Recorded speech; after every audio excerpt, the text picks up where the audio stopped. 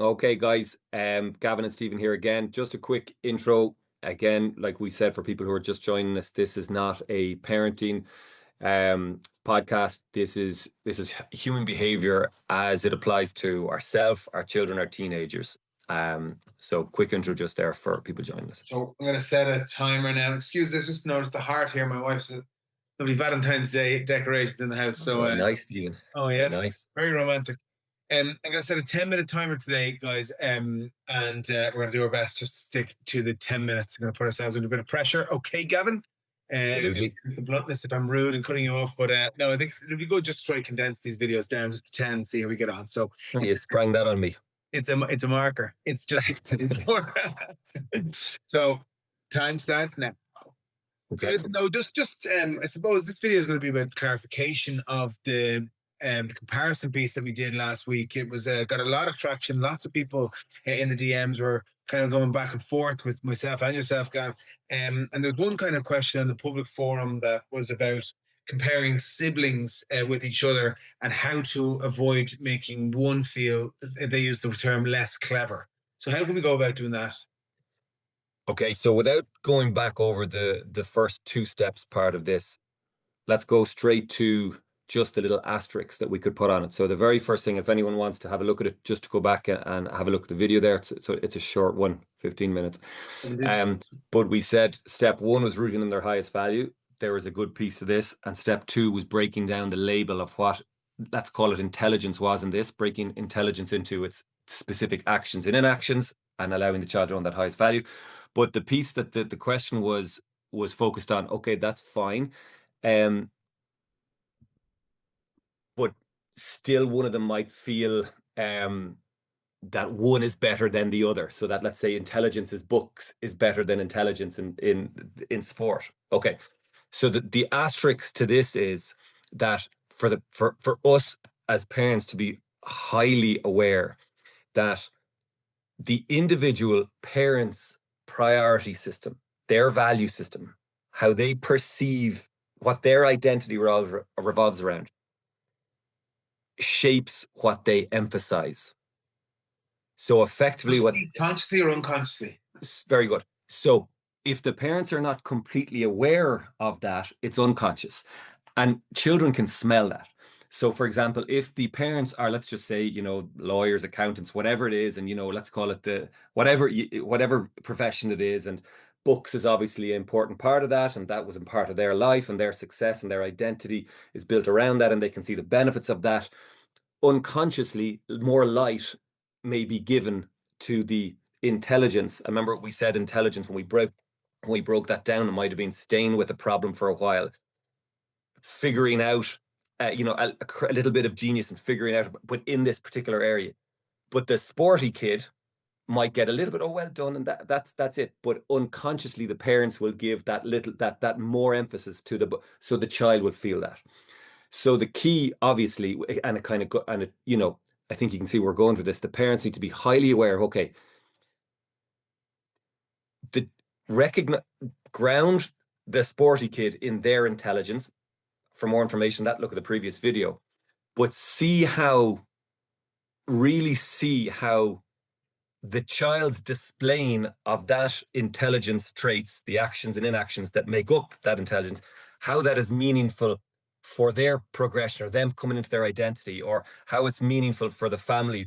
Basically, to really understand that this is display of intelligence. My child is displaying it in this one. My other child is displaying it this one. One is not necessarily better than the other. Yeah. I, as the parent, might, because of my value system, might shine more light on this, but it's just being highly aware of your own value system, because kids will smell that. Yeah. So effectively, if I was to put that in a nutshell, Steve, it's like, oh, it's intelligence, but it's not real intelligence. Yeah. Oh, it's discipline, but it's not real discipline. Okay. And it's that the kids will smell a mile away. Yeah, I think you've said it in the first video. It's just and that quote that people might have heard of before. It's the judging a fish by its ability to climb a tree kind of quote. It's that putting in one bracket. There's lots of different types of intelligence, that kind of thing. It's about finding. Yeah, and look, as I said, like that's the kind of, and people have heard that before. But again, not to go back to the other video. I think for real context, go back and look at that other video. But I suppose the key little piece that we're adding on is that parents us be very, very aware of what our value systems. And most people don't have a clue of what their actual highest priority systems is, because remember we said before, values that we speak about are not the values that you'd hear in the everyday sense of the world. They're not corporate values. They're not any of those, oh, I value friendship or I value trying hard. That we're not talking about that. So yeah, that's it in a nutshell for that particular one. Yeah, but also like, we spoke about highest values, and it seems to be kind of guided toward this lovely life of the child only has to do the things that they're inspired to do, and they don't have to do anything else. But the reality of the situation is, in fact, that we and everybody have to do things that they don't want to do, and child will need to learn how to do things they don't want to do. Would you agree with that? So this is like this is one of the clarification questions we get the whole time, and this is so important because it's a total misnomer. So I want to point that out from the very beginning. What's that word? Like I got like say again. Misnomer. Maybe that's the wrong word. Is it You got me misnomer? with a word last week that I didn't know of, and I was very good. I'm dyslexic. Sometimes I make up words. So, good cat. So when a mom would have said to me the other day, she kind of goes, "Look, I get that. I see where my kid is like disciplined, reliable, and focused now. I see the area of their highest value. I see where they're spontaneous. But the issue is, in practical sense of the word, she said to me, there's loads of stuff that I have to do that I don't like doing. And she said, like cleaning the bathroom. I don't like doing it, but I still have to do it. My kids need to learn to do stuff they don't like doing." And here's the trap straight away here. It's us projecting onto the child. This is very, very important, that you have to do things you don't like doing because I do things I don't like doing. And I'm quite disciplined at the things I don't like doing. But here's the problem. What we say we're doing, take the bathroom, for example. What's actually happened here is that the parent is actually doing a thing that they have an unconscious connection to something that's massively important to them, a highest value. So take the bathroom, for example. The mom in this case, I'm generalizing here, but one of her highest values will be probably family, development of family, the family coming into its potential. Having a clean bathroom, there is an unconscious connection with the family living in a harmonious space, that when things are harmonious and things aren't all over the place, everything can function correctly. So actually keeping the place tidy and neat and tight in this particular parent's value system is actually connected with something that's highly meaningful to them. They may not like doing the activity, but they're still going to do it. Yeah. Because they're unconsciously connected. Okay. Now, they won't do it because there's loads of people, for example, take students, take people who don't clean the bathroom. Or the other examples are don't clean the car. Take it, for example, parents, the car might be filthy. Why don't they clean the car?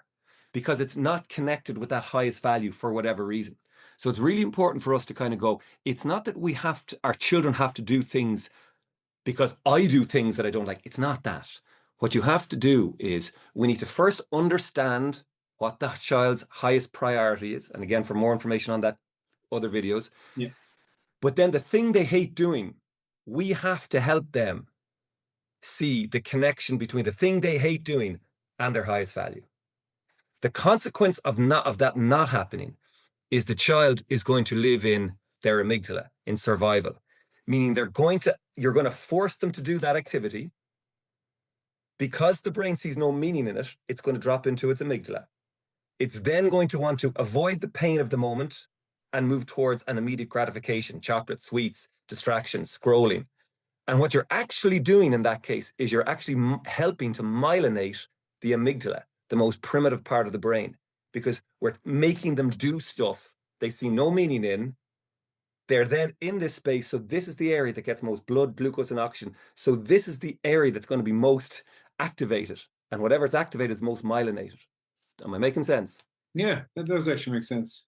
So the key is, if we want our child to actually live in the prefrontal areas, more mission orientated, as we call systems 2 thinking. That's systems 1 thinking in the amygdala. You can look it up. It's systems 1 and systems 2 thinking. It's well documented. If we want to get them into the prefrontal areas, systems 2, they're tactical, they're strategic, they're present mind, their mind which embraces pains and pleasures in the pursuit of the purpose, they need to see how the activity at hand is in some way connected to this highest value. And is If it they always do that, there's nothing that you can't connect with your highest values, believe it or believe it not. But that's a different video. Yeah. There's Okay. there's nothing that actually can't be connected. I've seen this hundreds of times. Nothing that can't actually be connected. Now, it's simple in terms of the technique, but I'm not saying it's easy always to do. It requires a skill set to do it. It requires patience. That if the parent can't see the connection between what the child is doing and the child's highest value, the kid is not going to see it. Yeah. So we have to facilitate and help, as we always say, Steve, getting kids to eat healthy, getting kids to understand about it. It's not easy. It takes, but you're following fundamental laws. Yeah. That's very good. That's very good. So linking it to the highest values, but then again, that has to come into. Oh, there's the timer. We're gonna keep going. We're on a roll here. We're on a roll here. Give it another 2 minutes, 3 minutes, because I don't want to leave this. I don't want to leave this sit here. Yeah. So I think again, it comes down to the parent knowing what the child's highest value is as well. Then about the parent understanding the child's. Number one, it's the parent not projecting onto the child that I do stuff I don't like to do. No, understand, number one, the stuff you do consistently that you don't like doing, you have an unconscious connection with your highest value. That's why you're doing it. Be under no illusion. You do not do things that you see no meaning in consistently over time. I'll challenge anybody to show me that. I will be able to show you the meaning behind you're doing it. And the second piece then is that if we force our child to do that, whilst they see no meaning, the consequences of that is, yes, they may do the activity. Yes, you'll have a battle. But what's going to happen is you're going to force them into systems one, into that amygdala. You're going to myelinate that area. You're going to encourage that pleasure-seeking, pain-avoiding behavior, which is not necessarily conducive to that mission-orientated, fulfilling, life that we want to try and root them in. If I could say one more, Steve, I know we talked about willpower. We can finish on this. Because willpower comes into it, because a lot of people kind of go, well, they need to develop willpower. I have strong willpower. I do things that I don't like doing. It's just I have strong willpower, and that's why I'm resilient. And children have to practice resilience. Again, a lot of that is an absolute load of nonsense. And let me clarify that. This has not been all nicey or new agey. It's not. Just here's the fundamentals of it. Willpower, the definition of it, is nothing but if they're doing something, their ability,